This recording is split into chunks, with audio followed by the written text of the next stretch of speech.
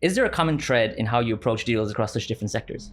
Yeah, there is. And the common thread is not so much in the subject matter of the work. You do see the ebb and flow of transactions.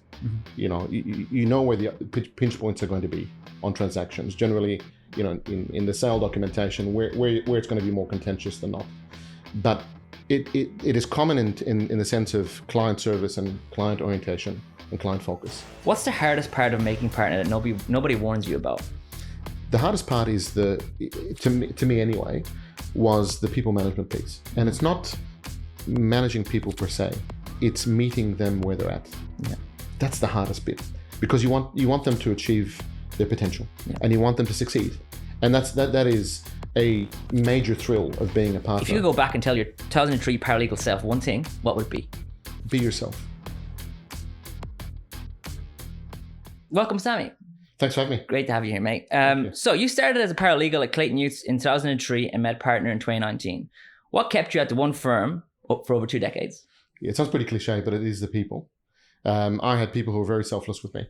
I had a supervising partner for a good 11 years who really invested in me. Graham Taylor is his name. But holistically, he really cared for me as a person. He cared for my development. It was a pretty brutal time, I think, to grow up in that era, if you like. But I learned a lot. I was given a lot of responsibility, and lots of partners just gave me a go. Even partners outside of the practice group would say, give Samy a go at this, or we think you'd be suited for this, or have you thought about that? And so it is the people. And that's what keeps me here today as well. We have a great team that we work with, and incredibly selfless, generous people. And they have the two things, I think, that make great people, and that is character and capability. And when you get the two together, it's magic. So that's what's kept me at the firm. Awesome. Listen, that says so much about the firm. That's really great to hear. Yeah. And you grew up across Egypt, Ethiopia, and Kenya before arriving in Australia in 1994. How has that shaped your approach to cross-border work? Yeah, I think in all of those jurisdictions, particularly Kenya, that's where I spent all of primary school, effectively. I was exposed to a kaleidoscope of people. It was just a mixing pot of people. And that really opened my eyes to the world. It opened my eyes to the world in a slightly different way, not just because I was young and I was coming through primary school and that was hugely influential for me, but also because we didn't really see people necessarily differently. So in our school photo, it's a mix and match of people, right? From all sorts of nationalities, backgrounds, some expats, some local, etc. But Mum still joked about this when I was kind of coming through. She'd say, you would say, Samy, I'm the one in the red jumper, as opposed to any other kind of characteristic or feature. And so it was a really enjoyable time to meet people with different backgrounds, different cultures. And then fast forwarding today, that's been helpful for my own learning and experience. Not because I have all the answers. In fact, I don't have all the answers, but I can relate to people quite effectively, having grown up in different places, particularly where we didn't have a lot of family. It was just our immediate kind of family. My brother was there, my parents were there, didn't have extended family, so you had to go and make friends.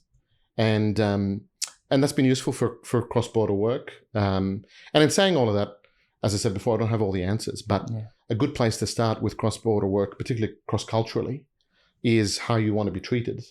But what I've learned over time, and this is the benefit of kind of experience, is that while that's a great place to start, it's usually a really bad place to finish, because you're not meeting someone where they are. You're assuming that they're similar to you, which is actually totally counterintuitive. So that background's been helpful for that. That's such an incredible mindset. And I think outside of law, I've got 3 small kids, and if I can be a parent educating them on the world like that, you've done your job, right? And I think so many lessons there for people, not just in law, but also in life. I agree. So was law always the plan, or did you come to it another way? Look, law was almost always the plan. The other options were frankly quite unrealistic for me. I wanted to be an astronaut. That wasn't going to happen. And then I wanted to be a bus driver, and I decided that wasn't going to happen either. But no, the law bit was almost by accident in that sense. My parents always used to say, you can talk on your feet, you're good at arguing, maybe you should consider law. By the way, that's probably one of the worst reasons to get into law. Really, it's always the parents' advice as well. You're a good arguer. Yeah, you're good at arguing. I'm like, that's a terrible reason to get into law. But I did. What really surprised me though when I got into the law was which area I wanted to land in. That was a revelation for me. I wanted to be a litigator. I thought that'd be really cool. But I listened to all of the people who gave me good advice. They said, listen, be as broad as possible for as long as possible. So I rotated through corporate, through banking, through litigation. And I realized actually I really loved corporate and I wanted to stay in corporate. And so that was the revelation for me. It was not so much would I do law, it was the area of law that was a surprise. And you see that benefit to going through the grad program, getting an opportunity to dabble across litigation, M&A, banking, whatever it may be. Can you talk maybe a bit more about that in terms of keeping that broad exposure early on in your career to then you don't actually have to specialize early on, but having that exposure to those 3 practice areas is awesome. Absolutely. And I think that advice is so valuable because you don't know what you don't know. Yeah, so true. And once you go through the rotations, you kind of go, actually, I enjoyed that rotation a bit more. It's stripping away the personalities, the people, just the subject matter. I enjoyed X a bit more than Y, or this aspect of practice was really good, in this group or this team. And so I think that's a really helpful way to think about it for junior lawyers, to come in, be as broad as possible for as long as possible, and then decide what you want to do. But having a prefixed notion that you're going to end up in a particular spot really, frankly, doesn't reflect life anyway. Yeah. You end up in weird and wonderful places, even with the best of plans. But it also doesn't give you the opportunity just to see what's out there and what's suitable for you.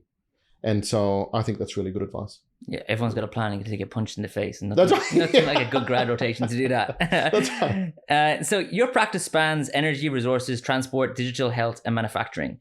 Is there a common thread in how you approach deals across such different sectors? Yeah, there is. And the common thread is not so much in the subject matter of the work. You do see the ebb and flow of transactions. You know where the pinch points are going to be on transactions. Generally, in the sale documentation, where it's going to be more contentious than not.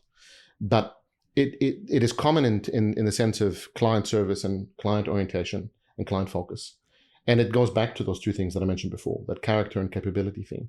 I harp on about that to our graduates every year. They roll me out of my wheelchair.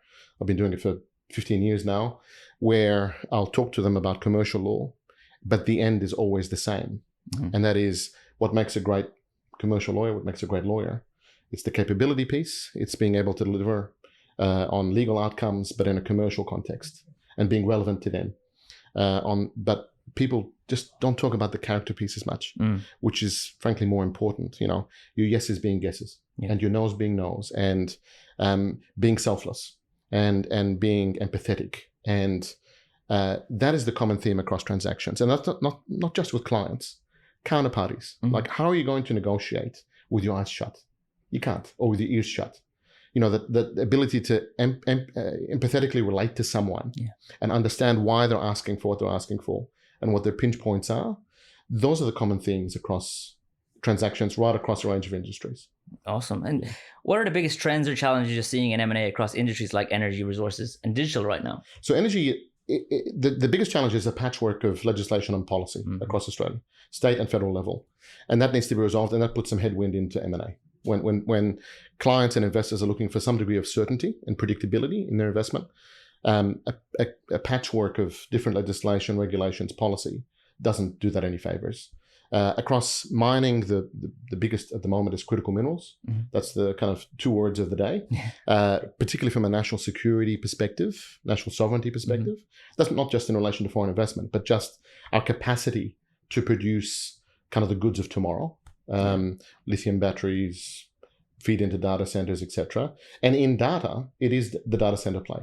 That's kind of the biggest trend at the moment, with all of the challenges they have: access to power, in particular, access to water, and connecting into the grid, because they're very hungry, power and energy users. And the challenge of that, particularly in a high-cost environment, as we have now, is really accentuated on them. Yeah, it's also the space. Where are they going to put these data Correct. centers? It's certainly an interesting time. And so what should foreign investors, particularly from the US, Japan, or India, be aware of when they're looking to invest in Australia? It's really 2 things. One, from a foreign investment perspective, FIRB has done that's the Foreign Investment Review Board, has done a fantastic job of streamlining applications. So if it's a low sensitive sector, and if it's a purely commercial investor, generally speaking, you'll get an application through very, very quickly. Where it becomes harder is where it's a sensitive sector or it involves some sort of foreign government investment. And that's where I think counterparties, clients, we advise to front end a lot of the work. Think about the mitigants, whether it be proposing conditions, whether it be addressing the issues around the separation between that entity and government, as an example, up front. early engagement with FIRB. We've got good connections into FIRB. So from a foreign investment perspective, that's kind of one hot topic for us at the moment to manage. The other is the ACCC and competition. New regime, relatively new regime, January this year, thresholds based on turnover. So it'll trap a whole broader range of transactions than has been in the past. So those are the two biggest kind of themes that are coming out at the moment. Great. And so you've worked on some landmark deals. Sinopec's 1.5 billion APLNG subscription, Nippon Steel's coal mine acquisitions, the BP Castro sale. What does it take to hold a complex cross-border deal together when things get difficult? Discipline. Wow. It really does. And I think, and a great team. Mm-hmm. And so in these transactions in particular, they tend to be large, they tend to be complex, they tend to have a number of moving parts. It's the ability to project manage all of that. And some of those are cross-jurisdictional. So bringing in other law firms and making sure that we synthesize all of that into really, practical, relatable, consistent product for the client is really, really critical. Communication is really important as part of that. And I think having clear expectations about what's next, what's happening, and to the extent that you can, preempting what's to come, whether it be regulatory approvals, whether it be a difficult negotiation or otherwise. But yeah, I think to manage those, it does require a lot of discipline. It requires a lot of communication. It requires a heap of teamwork, both internally as amongst the teams that we have. With each of those transactions, it was cross-practice. And for some of them, it was cross-office. So a whole lot of communication and coordination internally, but also externally with the clients, with regulators, with other stakeholders that are involved as well. It also rings true to what you were saying earlier on around whether you're doing $100 billion deal or a $10 million deal, like the client's still, paramount. You're still having the same soft skills. You're still having that same elite standards across the board because that's what your job is as a lawyer at the end of the day, regardless of the deal value. Absolutely. And even going back to character and culture, looking at cross-border deals involve navigating very different legal cultures and business norms. Like, how do you manage that? Can you talk a bit more about that? Yeah, I think it's taking cues, particularly cross-culturally, taking cues from the client as to what they want. And it touches on one of the answers we were talking about before. And that is, while it's helpful to think about how you want to be treated, that's a horrible place to finish. Because it's about how they want to be treated. It's not about you. And so going back to some of your points before, it's about being selfless. It's about being a good listener. It's about showing reverence to clients where culturally that's actually quite important. So a big part of that is taking cues from the client as to what they would like to do. Part of it is experience. We've worked with a whole range of clients across the globe. You mentioned India, you mentioned Japan, you mentioned the US. Each of those cultures are different and sometimes, in a very stark way. But the clients do a very good job of kind of giving us the cues to pick up on that. And you learn from that experience. You learn about next time. But really where it kind of boils down is your degree of empathy with that client. Understanding where they sit, what ticks for them, professionally and sometimes even personally. So you can actually deliver a product that's actually relevant for them, and that's able to be used pretty quickly. I say this numerous times throughout the day. It's IQ is nothing without EQ. Agreed. And I think then looking at, you also advise, interestingly, on impact investing and directors' duties. How often do ESG considerations come up in M&A conversations now compared to 5 years ago? They're very prevalent now. Much more so, and much more sophisticated conversation. It's not just about, for example, a social license to operate. When we talked about mining before. It's not just about social. It's now actually about social benefit, which is an entirely different thing. It sounds like a nuance between them, but it's actually quite stark. And this idea that and impact investing is much broader than just ESG. It's about having a return, a financial return, but with a social good as an example, or environmental benefit as an example. So that's much, much more prevalent, and it's where the market is inevitably going. When I started, it was a fairly niche part of the market, but now it's readily accepted as a standalone practice because of where the market has moved to. And what's the most complex regulatory or foreign investment hurdle you've had to navigate for a client? It really is around FIRB and particularly around cybersecurity businesses. That is super complex. Where's the data held? Is it onshore, offshore? Where offshore? What are the controls in place to manage that data? Is there any AI that's applied to that data? And what's the product of that AI used to? How we handle personal information, etc. That's been super complex when dealing with FIRB in particular, because that throws up a whole range of national interest, national security type issues that we didn't really have to grapple with in the past. And when you look at the range of sectors that impacts, it's a broad cross-section: healthcare, financial services, telecommunication services. So that issue and grappling with that issue with FIRB, and in particular, when FIRB looks at imposing conditions around the investment, is actually quite critical. Making sure that those conditions are actually practical, able to be implemented, and able to be complied with. It's the benefit of working at a firm like Clayton Utz, is that you have those resources to navigate and help. Absolutely. It is kind of a one-stop shop. Okay. So if you look at the firm Clayton Utz, it's a leading independent Australian law firm. What are the benefits of that independence for the firm and for its clients? For the firm, it's that we really do control our own destiny. Our management is here. And we can have direct conversations with our management and have an ability to innovate fairly quickly and to adapt fairly quickly. For our clients, it means that we have substantial depth within the market, right across sectors. And we have the advantage of a very strong government practice as well as a private services practice, private client type practice. And so we can cater for a range of needs. When we look at then cross-border transactions as an independent firm, it also allows us to pick the best in those jurisdictions. Yeah. What we would call the Clayton Utz equivalent, right? They have full service, they have full depth, they have great contacts into government. They've done the regulatory approval piece with their eyes closed.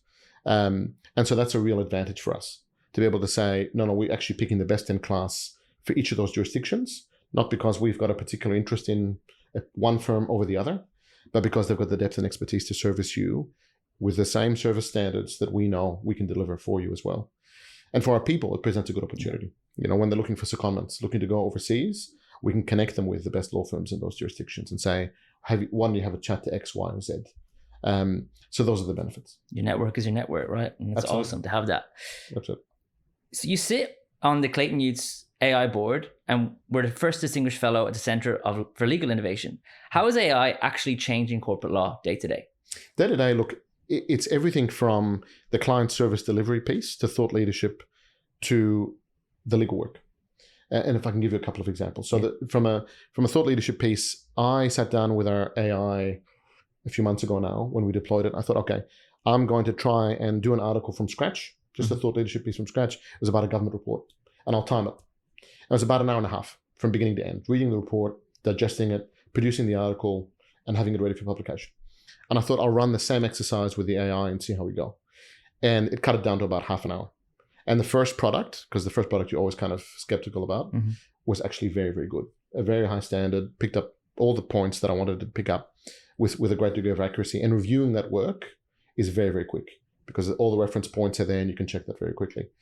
From a legal perspective or legal kind of work product perspective, it's been very, very helpful in due diligences. You know, scanning through masses of documentation, at least for a first cut, to understand where the issues may lie or where we'd have to do further investigation. And then in terms of client service delivery, you know, we can use the AI to tap into a whole bunch of our clients' data to be even more relevant to them in how they function. So it's right across the full spectrum.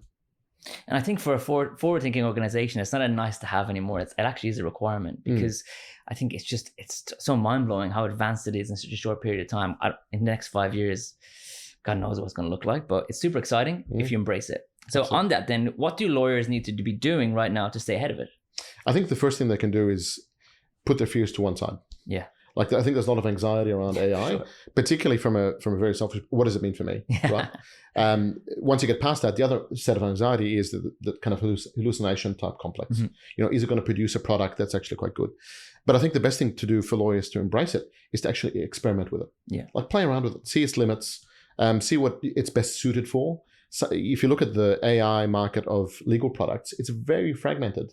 One product for diligence, one product for contract review, one product for preparing structure diagram. You know, it's a very fragmented type market. So it's not horses for it's very much a horses for courses thing, not a generic thing. So embrace that. Play around with the AI, see its limits, see how it can best kind of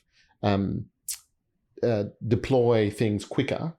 But also just to remember that the person who's going to be adding the value, who's going to be providing the imagination, the creativity, the empathy is you, and not to kind of leave everything to the AI. Like the AI has its place at the moment, I'm sure with an increasing scope and increasing impact. But really, when we talk about innovation, as you mentioned before, that's not technology. Yeah. The innovation is the way of thinking. Yeah. You know, change that adds value. That's where the innovation sits. So just to have a narrow mindset and say it's going to be AI, it's going to be this bit of tech, doesn't really do people a great service. And your soft skills and your experience, they're now going to be more important than ever. And also your personal brand. Because I think with the AI, which I've been so impressed with, is just the efficiency in terms of it frees up, it takes less time to do certain tasks, which then allows you to do more and help your clients even more, which should be even more exciting. Or spend more time mentoring juniors, or spend more time doing something that you haven't had time to do because you were doing those more mundane tasks, which I find super exciting if you embrace it. Absolutely.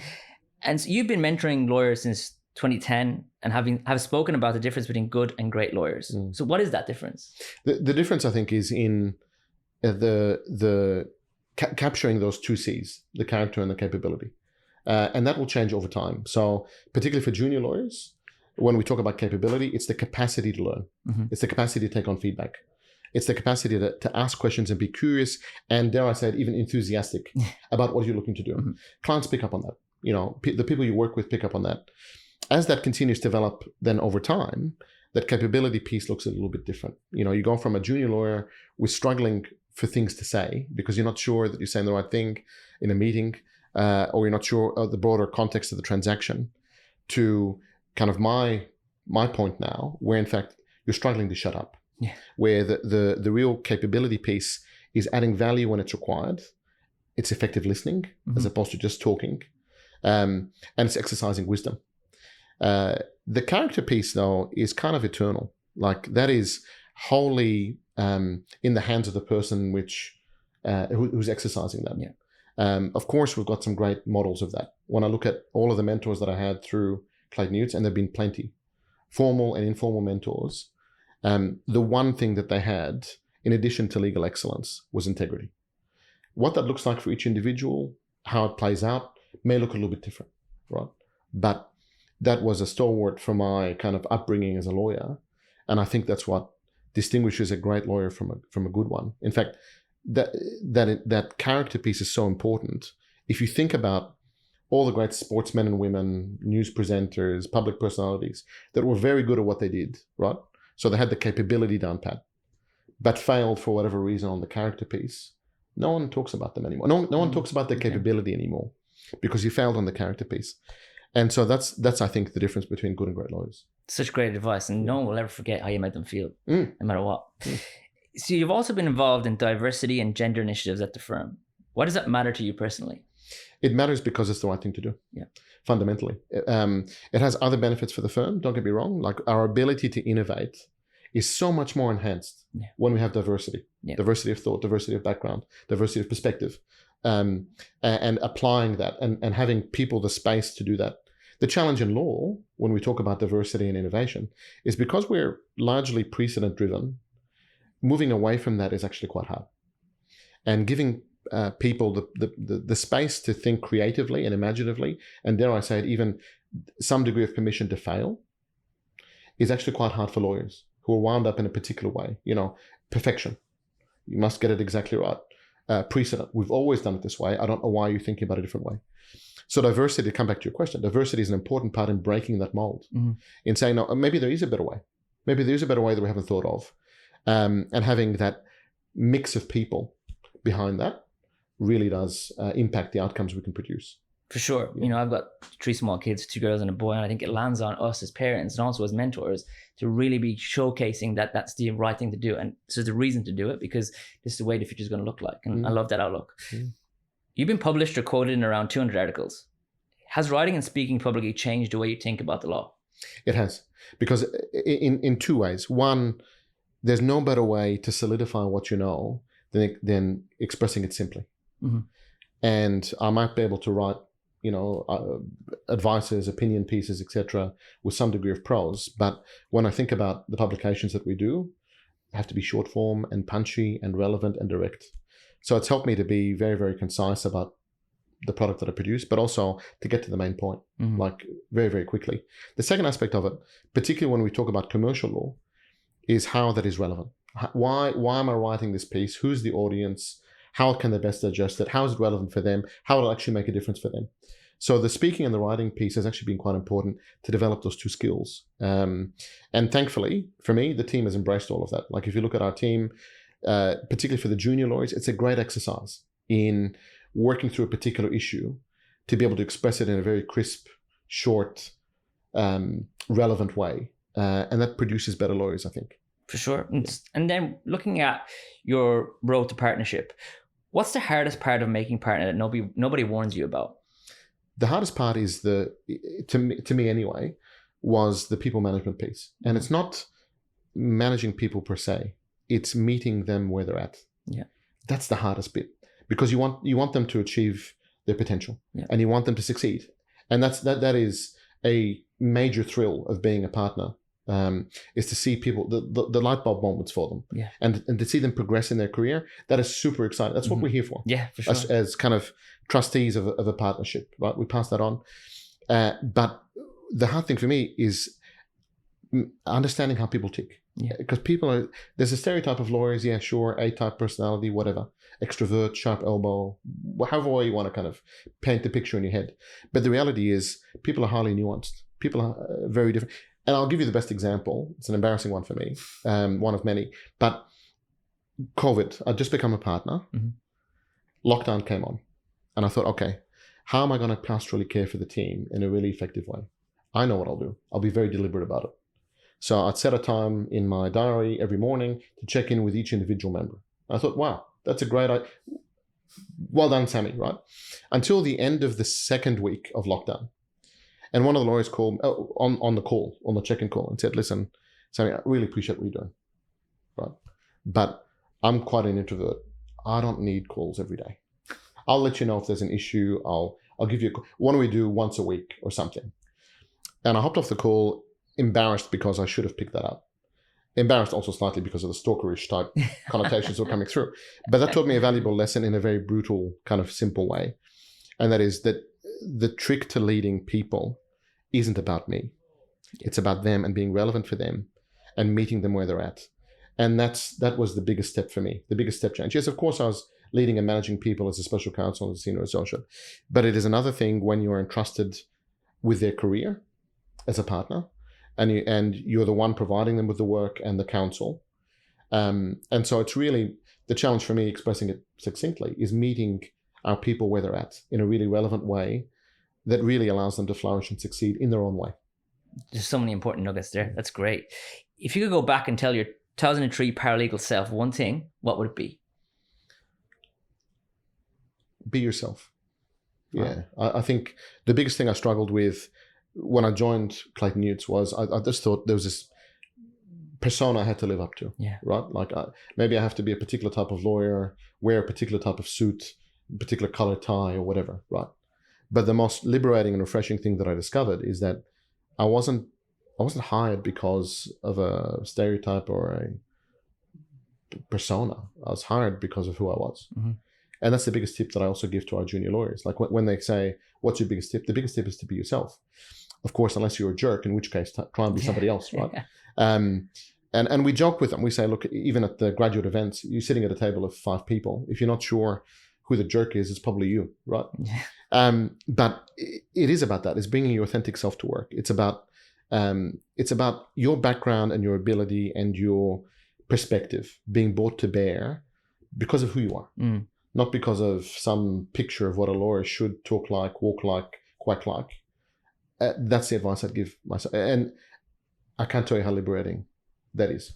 It's so daunting as a junior person looking back, and you think to yourself, just be yourself, because you have this imposter syndrome. You do feel like you're in this big firm, big shiny lights. You've worked so hard to be there.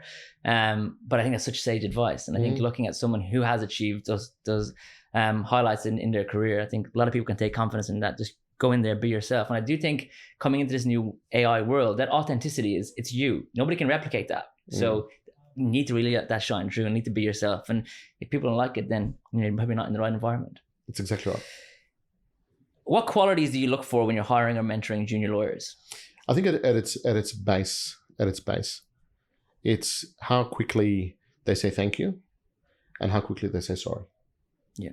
And by that I mean how quickly they are to be appreciative of what they have. We are in privileged positions. There's no doubt about that.